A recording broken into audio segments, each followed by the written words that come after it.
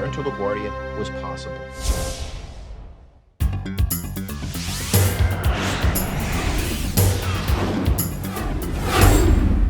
그 언론이나 이런 데서 굉장히 영웅으로 추앙을 받다가 더 잘할 수 있는 선택은 없었느냐라는 거가 이제 그 청문회의 위주였던 것 같아요. 뭐 NTBSB는 자기들 일을 한 거죠. 그것도 괜찮은 선택이어서 끝나면 발전은 없는 거잖아요. 그분들은 그분들의 일을 한 거예요. 시뮬레이터라는 거를 돌려보니까 딱 엔진이 꺼진 순간에 다른 공항으로 회항했다면 가능할 수 있다는 거를 보여준 거로 자기들은 주장하고 싶었던 건데, 인간이기 때문에 지금부터 뭘 해야 되는지 어떤 상황인지를 판단하는데 35초를 주더라고요. 그래 35초 뒤에 회항을 하면 가능한지를 봐라. 그리고 시뮬레이터를 돌려보니까 안 되더라는 거거든요. 그 다음에 항공사 내부의 규정들이 있어요. 조종사가 뭐를 해야 된다. 이런 것들은 반드시 무슨 사고 하나가 나면 줄이 하나 더 붙습니다. 체크리스트라는 게 있어요. 예를 들면 이륙한 다음에 뭐를 체크를 하고, 뭐 하강하기 전에 뭘 체크를 하고 하는 스탠다드, 표준 체크리스트가 있어요. 점검 상황이. 체크리스트는 외우고 있어도 봐야 됩니다. 한 사람은 체크리스트 한번 불러주고 옆에 있는 사람이 체크를 하고, 항공사마다 체크리스트가 다 달라요. 큰 사고든 작은 사고든 이게 문제가 생긴 적이 있으면 그 체크리스트 항목이 한번 추가됩니다. 그런 규정들은 다 그야말로 피로 만들었다, 사고 때문에 더 추가됐다는 말씀이 거의 100% 이상 정확합니다. 여기쯤에 그 RAT라는 게 있어요. RAT, RAT. 그 RAT이라는 단어 자체는 쥐잖아요. 그래서 그 이제 쥐새끼를 내렸다고들 이제 조종사들끼리는 얘기하는데, 그건 램 에어 터빈이라는 단어의 준말이에요. RAT, 램 에어 터빈. 이게 뭐냐면 일단 공중에 있으면 앞으로 갈 거 아니에요. 엔진 다 꺼졌어도 여기를 딱 열어가지고 바람개비 하나를 내요. 비행기가 빨리 움직이니까 얘가 돈단 말이에요. 그 도는 힘으로 발전을 하겠다는 거예요. 뭐든지 빨리 돌아가는다는 물체를 영어로 터빈이라고 하거든요. 터빈이 그런 거예요. 그 빨리 돌아가는 힘으로 유압 시스템도 가동할 수 있어요. 램 에어 터빈이라고 하는, 지금 말씀하신 바람개비는 그런 거예요. 일반인들은 잘 모르는 건데, 기름이 없으면 뭐든지 안 됩니다. 이제 기름 때문에 나오는 사고든 뭐 몇 가지가 있는데, 당연히 거기도 파이프가 많으니까 파이프 때문에 기름이 새는 경우, 계산 잘못해가지고 충분한 양을 싣지 못하는 경우, 물론 원래 우리가 필요한 기름보다 뭐 얼만큼을 더 넣어야 된다는 게 굉장히 복잡한 규정들이 있어요. 이제 목적지 공항에 기상 상태가 별로 안 좋다 그러면 조종사의 판단으로 더 넣자 할 수 있습니다. 그 조종사의 권한이에요. 기름을 많이 넣으면 안 좋은 건 뭐냐? 당연히 연료 효율이 떨어져서 기름값을 더 많이 쓰는 거죠. 그 항공사 입장에서 손해잖아요. 기름에 넣는 단위, 우리가 얼마큼을 넣어달라. 예를 들면 우리 자동차에 가면 뭐 예를 들면 뭐 5만 원어치 넣어주세요를 얘기하기도 하고, 뭐 50리터 넣어주세요 이렇게 얘기도 하는데, 비행기는 또 그거를 무게로 쳐요. 비행기는 무게가 중요하잖아요. 그럼 킬로그램이냐 파운드냐, 전 세계적으로 통일되지 않았다는 것이 아주 드물지만 그것 때문에 문제가 생기는 경우가 있습니다. 거의 2대1이거든요. 굉장히 문제가 되죠. 체크를 안 하고 넣겠지 하고선 가면 계산하고 다른 거죠. 그런 경우들이 있었어요. 실제로 그런 사고들이 있습니다. 항공유는 가격이 비싸지는 않아요. 거의 석유예요. 우리나라에서 기름값이 비싼 거는 아마도 유류세, 산유국이 아니다 보니까 유류세가 반 이상을 차지하거든요. 근데 항공유는 국제적으로 유류세가 없습니다.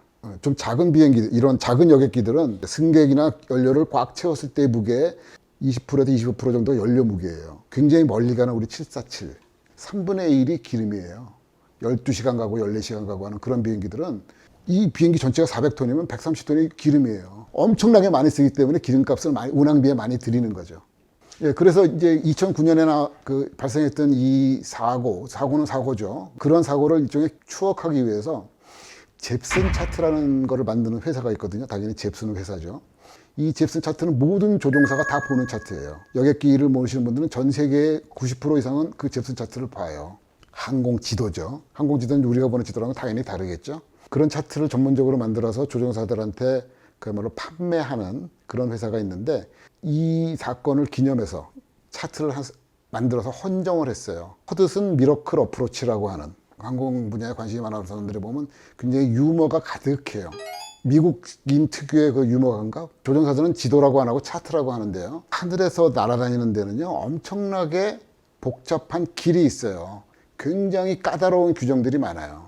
그 전 세계의 하늘이 엄청나게 복잡한 그런 그 항로가 구성되어 있고요. 특히 공항 근처에서는 이착륙을 하는 비행기들이 많으니까 여러 방향에서 한 공항으로 몰려드는데, 길을 조종사에게 알려주는 게 기본적으로는 차트예요. 이 전문가가 아니면 이 차트 봐도 무슨 말인지도 모르고요. 가장 마지막 활주로에 접근하는 차트를 우리가 어프로치 차트라고 하는데 하나하나 읽어보면요. 굉장한 유머들이 있어요. 요 이름이 허드슨 미러클 어프로치라고 나와 있죠. 예, 그리고 예를 들면 여기 보면 큰 글자로 only one chance. 세상에 비행기에 only one chance는 없습니다. 착륙을 우리가 시도하다가도 안 되면 다시 복행하잖아요. 다시 뜨잖아요. 여기 그럴 수가 없는 거잖아요. 그런 것이 이런 큰 대문자로 있다든가 그 곳곳에 이렇게 그 포인트들의 이름이 있어요. 저희가 웨이 포인트라고 하는데 그 나와 있는 것 중에 재밌는 거 여기 보면 구스 버드 스트라이크를 일으킨 그 새가 카나디안 구스라고 그랬죠. 기록이 이 포인트 이름이 think예요. 생각을 한 거죠. 어떻게 갈지. 그 여기 있는 아무 의미 없이 찍혀져 있는 이 점의 이름들, 이 포인트의 이름들이 이 승무원들 5분들의 이름이에요. 그 조종사, 부조종사, 그리고 객실 승무원 3명. 뭐 도나, 뭐 딱 봐도 여자 이름이니까 보니까 아무도 여승무원 이름인 것 같아요. 이 체슬리가 그 썰리 기장의 그 퍼스트 네임 이름이에요, 원래. 세상에 비행기 이렇게 해가지고 여기 들어가라는 건데 이런 건 없죠. VFR conditions only 그렇게 돼 있어요. 큰 비행기 이런 여객기 같은 비행기들은 다 계기 비행으로 그 조종을 하거든요. 시계 비행이 가능해야 된다. 뭐 이런 식의 표현이 여기 있어요. 세스나 같이 작은 비행기로 동네에서 이렇게 한 바퀴 도는 비행기는 이런 거 안 봅니다. 보는 사람마다 다 그 생각하시는 게 다를 거예요. 저희 같은 이제 그 비행기 조종에 관심이 많은 사람들은 실제로 비행기 시스템이 어떻게 돌아가는지에 대한 부분도 있을 거고요. 얼마나 빨리 그 판단력을 발휘해야 되는지. 그것이 결국은 155명의 목숨을 좌우했던 거거든요. 그 사건이 있었던 이후로 그 뉴욕 근처에서 그 기러기 떼를 비롯한 새를 엄청나게 많이 잡았대요. 인간의 안전이라는 걸 또 무시할 수 없으니까. 그러니까 이게 뭐 몇천 마리 수준이 아니고 몇십만 마리를 잡았다고 합니다. 근데 그것도 결국은 할 수 없는 일이죠. 한 번쯤은 생각해 볼 문제긴 해요. 그럼 이 비행기 지금 어디가 있나? 이게 강물에 빠졌기 때문에 건지는데 그렇게 어렵지는 않았던 것 같아요. 그 깊은 바다가 아니라서. 비행기 동체는 뉴욕에서 떠서 샬롯으로 가기로 돼 있었는데 그 샬롯의 박물관에서 샀답니다. 그 박물관에 전시물품으로 해가지고 현재는 그 박물관에 있다고 그래요. 무엇을 생각해 봐야 될지는 정말 다를 거고 그렇게 다를 수 있다는 것이 영어가 좋은 점 아니겠습니까? 시뮬레이션 하는 사람들끼리는요, 그 얘기가 끝없는 주제예요. 수십 년 전에도 그랬고 처음부터 그랬고 지금도 껄핏하면 나오는 주제예요. 할 수 있다 없다. 이제 자기가 타고 있는 승객으로 타고 있는 비행기에 조종사 2명이 다 의식을 잃었다. 그러면 내가 가서 조종할 수 있느냐? 착륙할 수 있겠느냐? 이게 엄청난 주제인데 결론부터 말씀드리면 안 됩니다. 경비행기면 할 수 있을 것 같아요. 2인승, 4인승 정도면 시뮬레이터를 많이 한 사람들은 어느 정도 가능할 것 같은데 큰 비행기는 안 됩니다. 특히 이제 이런 큰 비행기들은 기종에 대한 그 면허가 따로 있어요. 면허증이 있다 하더라도 3개월 이내에 3번 이상의 착륙을 하지 않으면 그 사람은 할 수 없습니다. 그러면 이게 계속 일을 하는 사람이면 그 조건에 전혀 문제가 없지만 뭐 한 1년 쉬었어. 그 조용 못 합니다. 반드시 시뮬레이터에 가서 먼저 훈련을 받고 그리고 들어가야 됩니다. 자동 비행, 오토파일럿을 하는 거는 사실은 어디 불이 들어왔느냐 물어보고 그러면 여기를 눌러라. 여기를 눌러라 하면 어느 방향으로 가는 데는 갈 수 있어요. 그건 어렵지 않을 거라고 봅니다. 제일 마지막에 활주로에 착륙하는 건 이건 얘기가 다릅니다. 오토파일럿으로 오토 랜딩이라는 거, 자동 착륙까지도 가능합니다. 세스나 말고요. 조그마한 경비행기 말고요. 그 스위치를 정확하게 눌러주면 가능은 합니다. 근데 조종사가 2명이 다 어디 총 맞고 뭐 이래가지고 폭탄도 하나 좀 맞아가지고 문 하나 떨어져 나가고 그런 상황에서 오토파일럿이 될 수가 없습니다. 특히 엔진이 하나가 나가면 반쪽 시스템이 나가는 거잖아요. 오토파일럿이 안 됩니다. 오토 랜딩이 안 됩니다. 허드슨의 기적이라는 그 항공사고, 하지만 해피하게 끝날 수 있었던 그 사고에 대해서 다뤄봤습니다. 조금 더 자세한 이야기들, 그 속 얘기들은 뭐가 있는지 이런 것들을 중심으로 한번 더 재밌는 얘기들을 끌어가 보려고 합니다. 혹시 궁금하신 점이 있거나 혹시 뭐 같이 출연을 하고 싶은 거나 또는 알려주고 싶은 게 내용이 있으시면 이 댓글로 달아주시면 저희들이 적극적으로 반영을 해보도록 하겠습니다.